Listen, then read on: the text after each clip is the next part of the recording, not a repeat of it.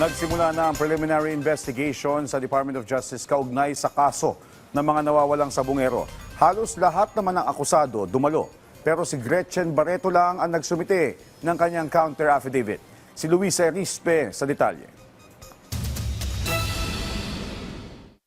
Sumalang na sa unang preliminary investigation sa DOJ ang panibagong reklamo na inihain ng mga pamilya ng mga nawawalang sabungero. Ito ay ang mga reklamong murder, serious illegal detention at kidnapping na isinampa laban kina business tycoon Atong Ang, aktres na si Gretchen Barreto at 60 iba pa. Halos lahat ng akusado dumalo sa pagdinig, gayon din ang mga pamilya ng sabungero. Pero iisa lang ang nagsumite ng sinumpaang salaysay at ito ay ang aktres na si Gretchen Barreto. Apela ng kampo ni Barreto, una pa lang naman wala na talaga sila umanong kinalaman. We have said from the very start that the accusations against Ms. Barreto stands on nothing.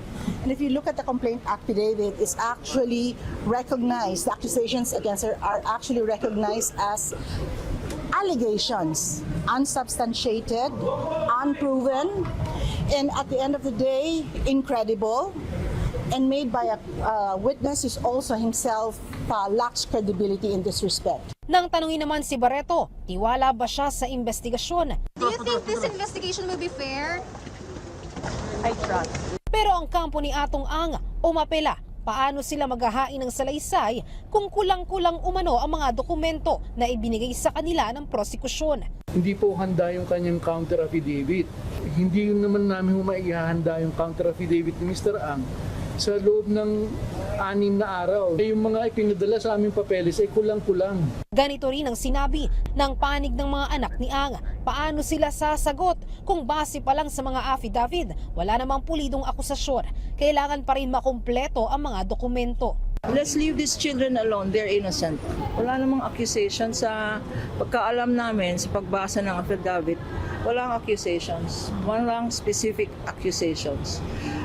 Merong one statement na pero hearsay.